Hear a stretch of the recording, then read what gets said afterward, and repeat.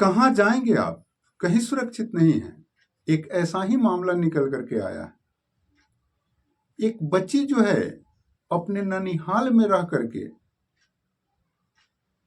और मदरसे में पढ़ने जाया करती है, और उस मदरसे का शिक्षक, मदरसे का मौलवी उसके साथ दुराचारिता करता है। और जब वह लड़की प्रेग्नेंट हो जाती है तो पंचायत बैठता है, और पंचायत में समाज के प्रबुद्ध लोग बैठते हैं, और वह प्रबुद्ध लोग फैसला करते हैं कि 15 से 20 हजार रुपया ले लो और इस मामला को सेटल करो, ताकि इस बच्ची का आगे शादी हो जाए। लेकिन बच्ची के पेट में इतना तेज दर्द होता है, और उसे हॉस्पिटल में जब भर्ती कराया जाता है तो उस बच्ची का अबॉर्शन करने के प्रयास में बच्चादानी भी निकालना पड़ता है, और उस सदा सदा के लिए मां बनने से वंचित हो जाती है। और यह मामला जब प्रकाश में आता है, अब जब लोगों के कानों तक पहुंचती है, तो लोग अपने कानों पर विश्वास नहीं करते। लोग सोचने पर मजबूर हो जाते हैं कि आखिर हम सुरक्षित रहे तो कहाँ रहे, हम अपने बच्चों को सुरक्षित रखे तो कहाँ रखे। आखिर क्या है यह वाकया? इस पूरी कहानी को बतलाऊं इससे पहले नमस्कार, आदाब, सत श्री अकाल। मैं भागीरथ ठाकुर आज जो आपको सच्ची कहानी सुनाने जा रहा हूं, यह सच्ची कहानी बिहार के सहरसा जिले का है।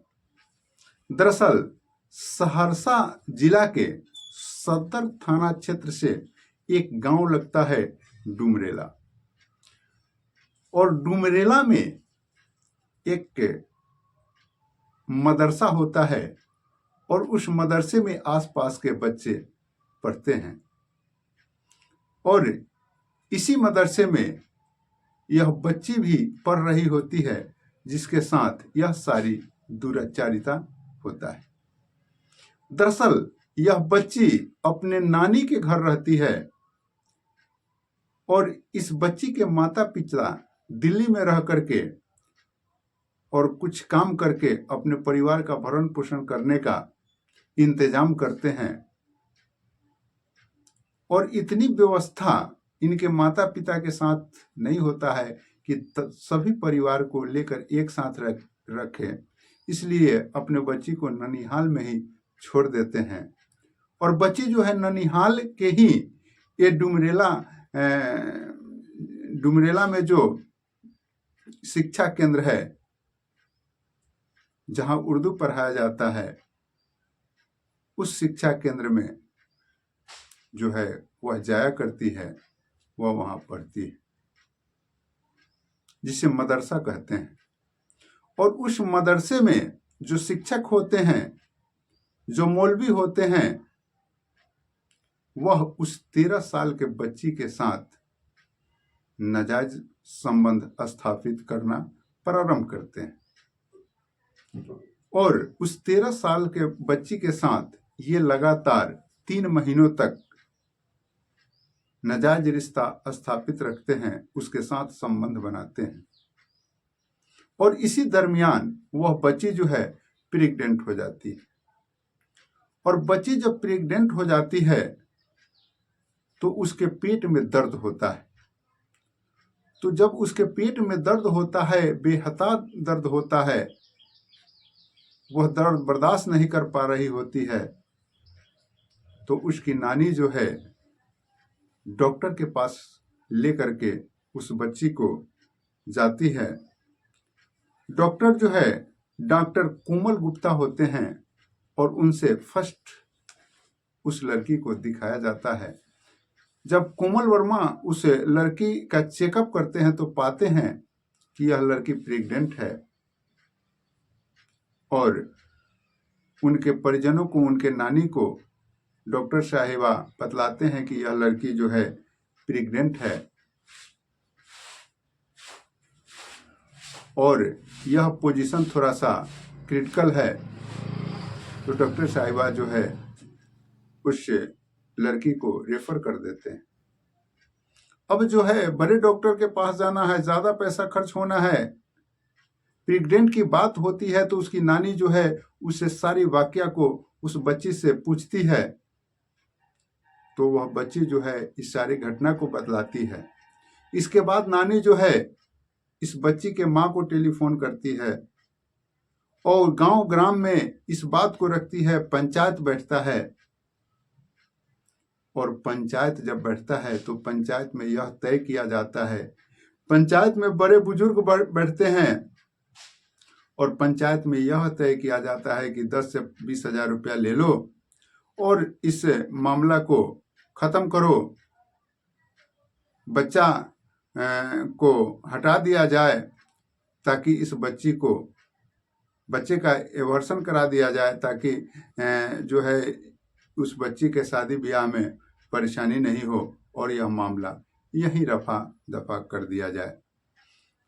यह इस समाज के बड़े बुजुर्गों, कारण कि पंचायत में जो समाज के बड़े बुजुर्ग होते हैं जिनको अच्छे जानकार की सूची में गिनती किया जाता है, उन्हीं लोगों को बैठाया जाता है, उन्हीं लोगों को पूछा जाता है।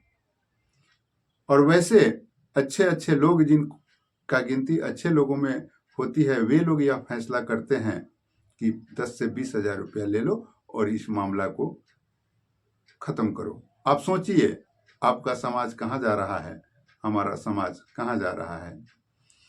और जब बच्ची का एवर्सन कराने के लिए हॉस्पिटल में भर्ती कराया जाता है और जब भर्ती कराया जाता है, जब ऑपरेशन का कार्य प्रारंभ होता है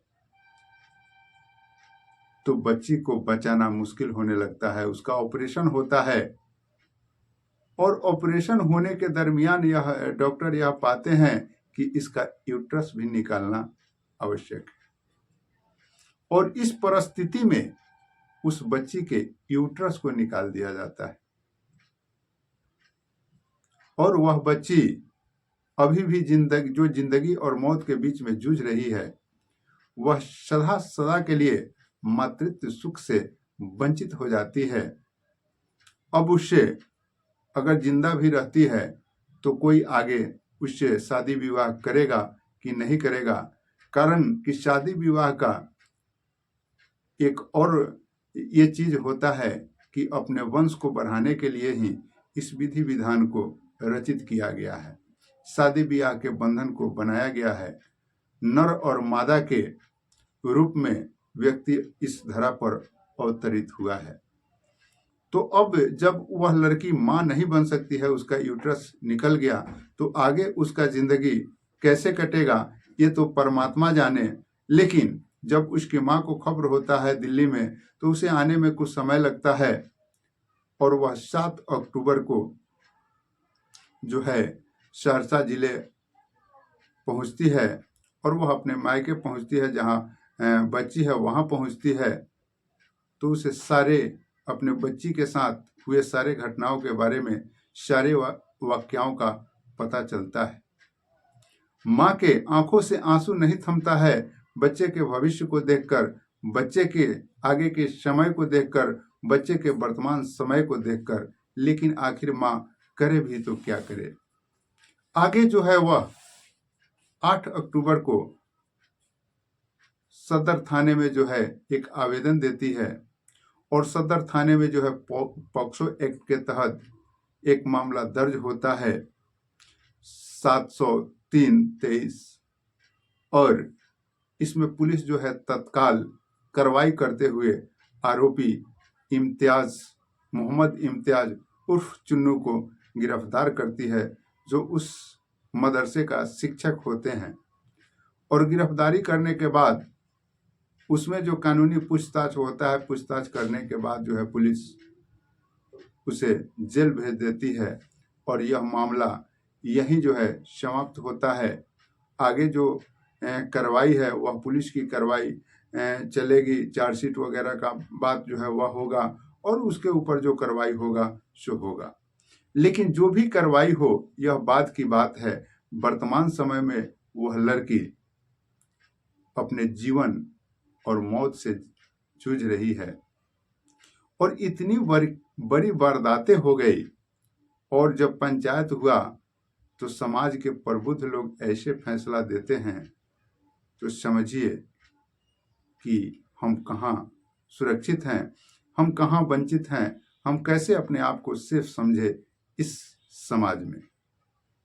मित्रों, मैं यह वीडियो किसी को दुख पहुंचाने या परेशान करने के लिए नहीं, अपितु आप सतर्क हो सके, सशक्त हो सके, जागरूक हो सके, इसके लिए लाया हूं। शिक्षा के मंदिर कहे जाने वाले जगहों पर भी